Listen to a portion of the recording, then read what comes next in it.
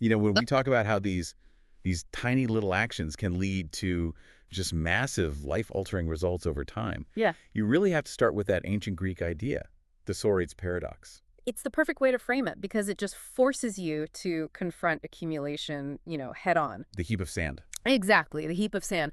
The classic question is, can one single grain of sand turn a small pile into a heap? And the answer is always no, of course not. But you keep adding one grain and then another, and eventually at some point, you have to admit, a heap has been formed. And that whole transformation happened because of all those, well, individually meaningless additions. And the most powerful version of that for us is probably wealth.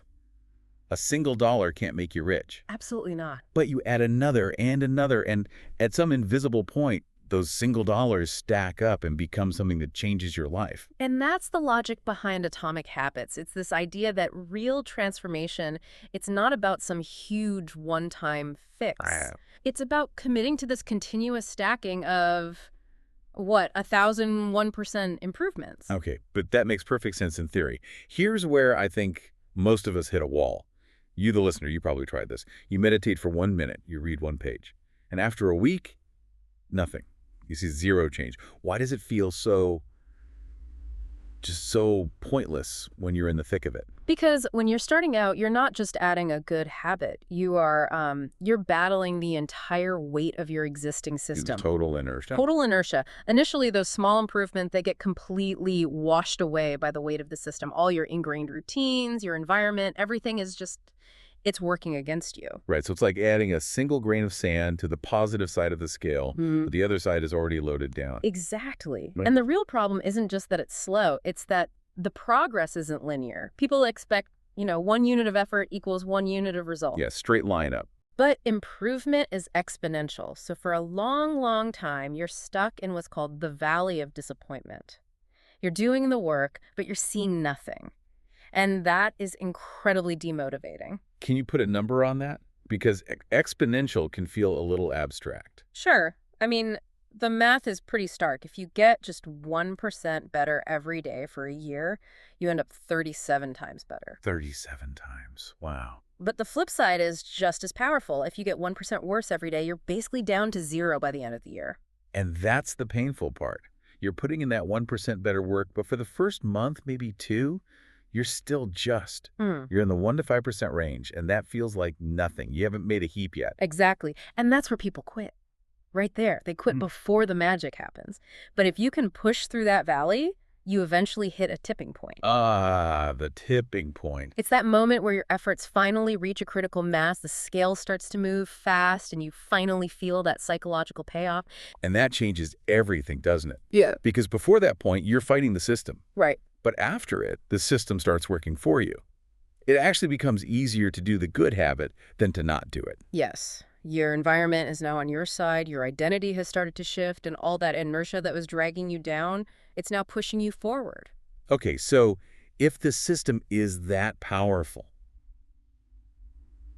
it kind of raises a question for me. If success is just a system to improve, where does willpower fit in? Are you saying personal discipline doesn't matter? That's a great question. We're sort of taught that success is all about having superhuman willpower. Right, just grit your teeth and do it. But this reframes willpower as a temporary fuel. It's not the engine. Willpower is what you use in a crisis. A system is what you build so you don't need to use willpower every single day. So if you struggle to change, it's so easy to blame yourself, to think, I just don't have enough discipline. And that is the most destructive conclusion you can possibly draw.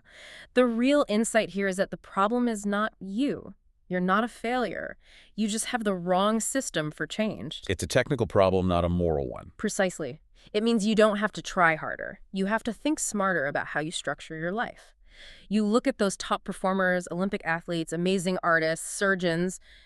They didn't succeed because of one heroic effort. No.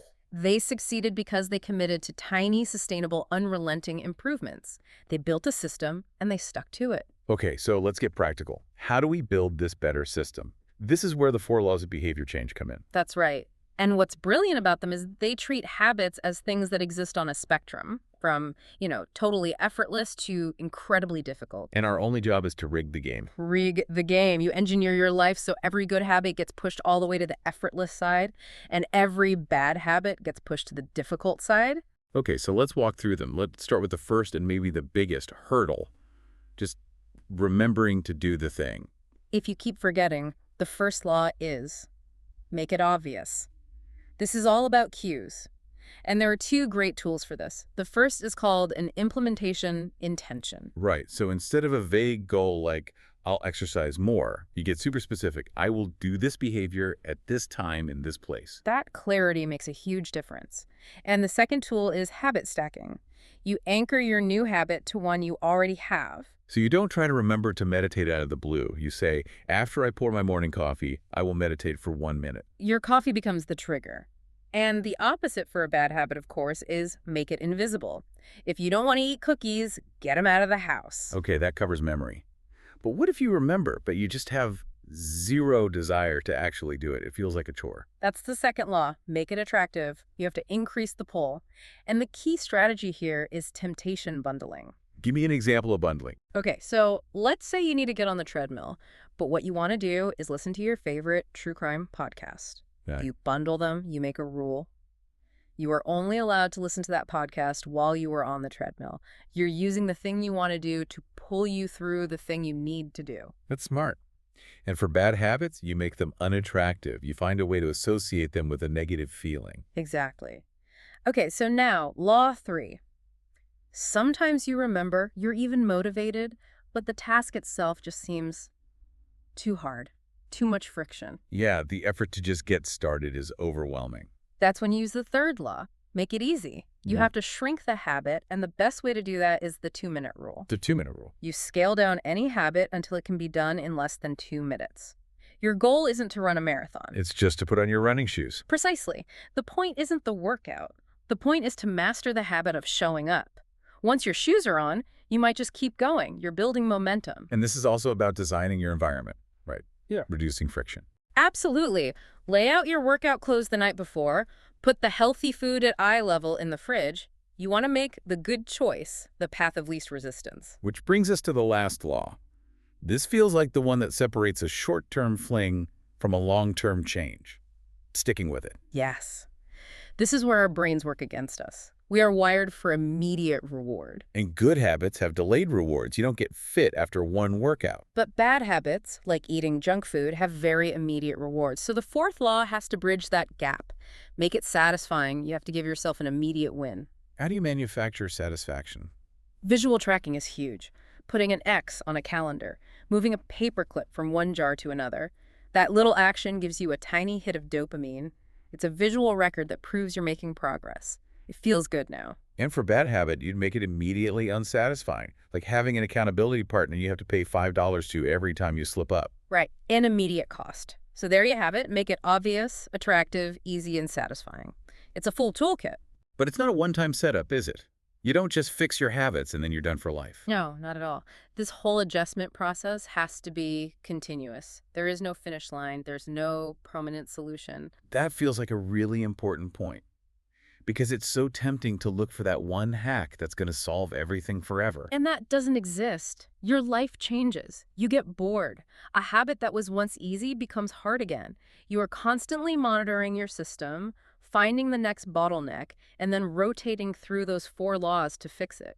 So it's an ongoing process of just trying to get that 1% better. That's all it is. And when you pull it all together, the paradox, the tipping point, the system, the secret to getting results that last, it isn't some complex strategy. It's much simpler. It's simpler and in a way much harder. It's to simply never stop making improvements. Small habits don't just add up, they compound. And when you shift your focus there, from the tiny result today to the long-term trajectory, you really start to see the power. It's remarkable what you can build if you just don't stop. The business you can build if you don't stop working. The body you can build if you don't stop training. The knowledge you can gain if you don't stop learning. The fortune you can save if you don't stop saving. The deep friendships you can have if you don't stop caring. The compounding is the transformation. It's not one big leap. It's that you never stopped putting those coins in the jar. Which I think leaves a really interesting thought for you to take away. If your goal is to get results that truly change your life, maybe the most important question isn't how fast can I get there, but something else. Which is, How do you build a system that guarantees you never stop? How do you make sure you take that 1% action today